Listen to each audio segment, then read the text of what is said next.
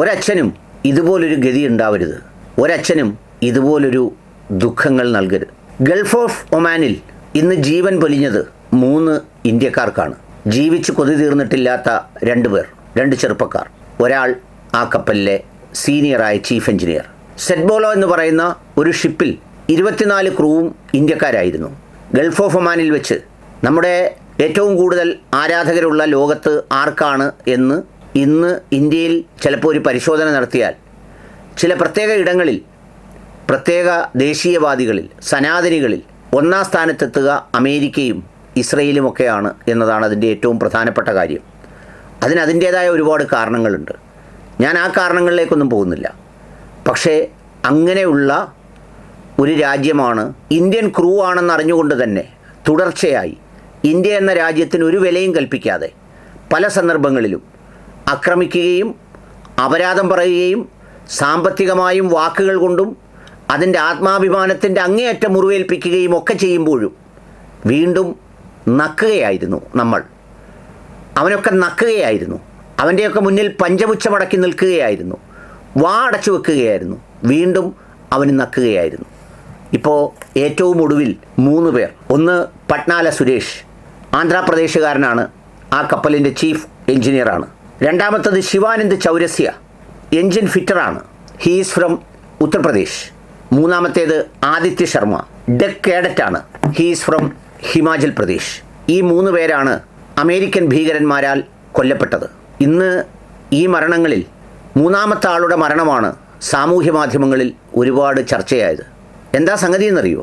സംഗതി വേറൊന്നുമല്ല. നമുക്കൊക്കെ ഏത് മതത്തിലും വിശ്വസിക്കാം. നമുക്കൊക്കെ ഏത് രാഷ്ട്രത്തിൻ്റെയും ഭാഗമാകാം. നമുക്കൊക്കെ ആരോടും വിരോധിക്കാം, വിയോജിക്കാം.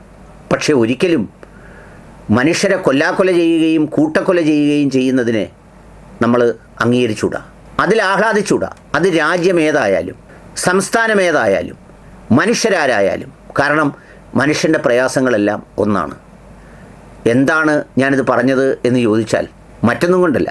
ഈ ആദിത്യ ശർമ്മയുടെ പിതാവാണ് രാകേഷ് ശർമ്മ. ഈ രാകേഷ് ശർമ്മ എന്ന് പറയുന്ന മനുഷ്യൻ, അദ്ദേഹത്തിൻ്റെ എക്സ് പ്രൊഫൈലിലേക്ക് കടന്നു ചെന്നാൽ ആ എക്സ് പ്രൊഫൈലിൽ കാണുന്നത് മുഴുവൻ ഇസ്രയേലി അമേരിക്കൻ പ്രേമമാണ്, അവരോടുള്ള സ്നേഹമാണ്, അവരോടുള്ള ഇഷ്ടവും പ്രണയവും കൊണ്ട് അങ്ങ് കൂത്താടുകയാണ്. അത്രമേൽ പ്രണയത്തോടെയും ഇഷ്ടത്തോടെയുമാണ് ഈ രാകേഷ് ശർമ്മ എന്ന പിതാവ് ഈ പറഞ്ഞ സാമൂഹ്യ മാധ്യമത്തിലൂടെ അങ്ങട് സന്തോഷത്തിൻ്റെ മനോഹരമായ വാക്കുകൾ കൊണ്ട് അവരെ പുകഴ്ത്തുന്നത്. 2023 ഒക്ടോബർ 11 ഒരു ട്വീറ്റ് ഞാൻ വായിക്കാം. ആ ട്വീറ്റ് വേറൊന്നുമല്ല. ഐ തിങ്ക്, ഞാൻ വിചാരിക്കുന്നത്, Israel should now ethnically cleansed whole Gaza. ഗസയെ മുഴുവൻ വംശീയ ഉന്മൂലനം നടത്തണം. മുഴുവൻ ആളുകളെയും കൊന്നുകളയണം. ഒരു കുഞ്ഞിനെ പോലും ബാക്കി വെക്കാതെ കൊല്ലണം. അതിനാണ് വംശീയ ഉന്മൂലനം എന്ന് പറയുന്നത്. അല്ലാതെ തെറ്റ് ചെയ്യുന്നവനെ കൊല്ലണം, അല്ലെങ്കിൽ ഭീകരപ്രവർത്തനം നടത്തുന്നവരെ കൊല്ലണം എന്നൊന്നുമല്ല. എന്നിട്ടോ make it non Muslim territory. എന്നിട്ട് എന്ത് വേണം? നോൺ മുസ്ലിം ടെറിട്ടറി ഉണ്ടാക്കണം. ഒരൊറ്റ മുസ്ലിമും ഗസയിൽ ഉണ്ടാവാൻ പാടില്ല. മുഴുവൻ ആളുകളെയും കൊന്നു തീർക്കണം. This is the only solution to maintain peace there. അവിടെ സമാധാനം പുനഃസ്ഥാപിക്കാൻ അതുമാത്രമാണ് ഏകമാർഗം. എന്തു ചെയ്യണം? ഫലസ്തീനികളെ മുഴുവൻ ഒന്നും ബാക്കി വെക്കാതെ ഒരു മുസ്ലിം രഹിതമായി കൊന്നു കളയണം. Kudos to Mossad and IDF. Kudos മൊസദിനും IDFനും കുഡൂസ് പറഞ്ഞിരിക്കുകയാണ്. ഈ പിതാവ് 2023 എഴുതുമ്പോൾ ഈ ഫലസ്തീനും അവിടുത്തെ ജനങ്ങളും ഒന്നും പുള്ളിയെ ഒന്നും ചെയ്തിട്ടില്ല. പുള്ളിയോടൊരു ക്രൂരതയും പ്രവർത്തിച്ചിട്ടുണ്ടാവില്ല. മുസ്ലിങ്ങളാരും പുള്ളിയെ ഒന്നും ചെയ്തിട്ടുണ്ടാവില്ല. പക്ഷേ വിധി എവിടെയാണ് ചെന്ന് നിന്നത്? ആർക്കാണോ കൈയടിച്ചത്, ആരെയാണോ പ്രേമിച്ചത്, ആർക്കാണോ പിന്തുണ നൽകിയത്, ആർക്കാണോ ഐക്യദാർഢ്യപ്പെട്ടത്, അവരുടെ ആക്രമണത്തിൽ തൻ്റെ ഏറ്റവും പ്രിയപ്പെട്ട പുത്രൻ മരണപ്പെടുക എന്ന് പറയുന്നത് എന്തൊരു വിധിയാണെന്നൊന്ന് ആലോചിച്ചേ. എന്തൊരു വിധിയാവും അത്? എന്നിട്ടോ അദ്ദേഹം ആരെയാണോ ഉന്മൂലനം ചെയ്യണം എന്ന് പറഞ്ഞത്, മുസ്ലിങ്ങളെയാണ് ഉന്മൂലനം ചെയ്യണമെന്ന് പറയുന്നത്.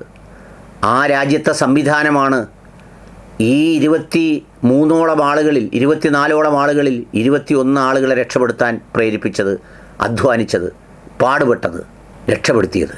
ഈ അപകട വാർത്ത അറിഞ്ഞ് അദ്ദേഹം ഒരു നിമിഷമെങ്കിലും പ്രാർത്ഥിച്ചിട്ടുണ്ടാവും ഈ ഭീകരത കാണിച്ച അമേരിക്കയ്ക്കെതിരെ. ഉണ്ടാവണം. ഇല്ലെങ്കിൽ അദ്ദേഹം മനുഷ്യനല്ല, അച്ഛനുമല്ല. അദ്ദേഹം പ്രാർത്ഥിച്ചിട്ടുണ്ടാവും ഒമാനിലെ രക്ഷാപ്രവർത്തനത്തിനായി എത്തുന്ന മനുഷ്യർക്ക് എൻ്റെ മോനെ കൂടി ജീവനോടെ അങ്ങ് തിരിച്ചു കിട്ടാൻ ദൈവമേ സഹായിക്കണേ എന്ന് പ്രാർത്ഥിച്ചിട്ടുണ്ടാവില്ലേ? ഉണ്ടാവും. അതുകൊണ്ട് മനുഷ്യരായ നാം ഓരോരുത്തരും, നമുക്കറിയില്ല കാലം കാത്തു വച്ചിരിക്കുന്നത് എന്താണെന്ന്. നമ്മൾ ഒരു മനുഷ്യരെയും ഒരു വംശത്തെയും ഒരു സമൂഹത്തെയും ഒന്നും ഉന്മൂലനം ചെയ്യാൻ ആഗ്രഹിക്കരുത്. നമ്മളെക്കൊണ്ട് സാധിക്കില്ലത്. അങ്ങനെ സാധിക്കില്ല. കാരണം സൃഷ്ടിച്ചതും സംഹരിക്കുന്നതും നിലനിർത്തിക്കൊണ്ട് പോകുന്നതുമൊക്കെ ഏത് മതക്കാർ ഏത് പേരിൽ വിളിച്ചാലും ദൈവമാണ്. ദൈവമാണ് the God, none other than the God. വിശ്വാസികൾ വിശ്വസിക്കുന്നത്, വിശ്വാസമില്ലാത്തവർ പ്രപഞ്ചമെന്ന് വിളിക്കുമായിരിക്കും. പക്ഷേ അത്ര വെറുപ്പും വിദ്വേഷവും നമുക്ക് ആരോടും ആകരുത്. ആരോടും, ഒരാളിനോടും. എല്ലാ അമേരിക്കക്കാരനും മരിക്കുന്നൊരു ദിവസത്തെക്കുറിച്ച് ഒരാളും സ്വപ്നം കാണരുത്. എല്ലാ ജൂതനും ഭൂമിയിൽ നിന്നില്ലാതാവുന്നൊരു ദിവസത്തെക്കുറിച്ച് ആരും ആഗ്രഹിക്കരുത്. അതുപോലെ തന്നെയാണ് നമ്മളും വിചാരിക്കേണ്ടത്. അതെ, ഇങ്ങനെ എഴുതിയ രാകേഷ് ശർമ്മയുടെ മകൻ തൻ്റെ പ്രിയപ്പെട്ട രാജ്യത്തിൻ്റെ ബോംബാക്ക് വീണ് മരണപ്പെട്ടു എന്ന് പറഞ്ഞാൽ തീരുമോ പിതാവിൻ്റെ വേദന? തീരില്ല. അദ്ദേഹത്തിന് ദൈവം ശാന്തി നൽകട്ടെ, ശാന്തി നൽകട്ടെ. മരണപ്പെട്ടു പോയ ആ ചെറുപ്പക്കാരന്.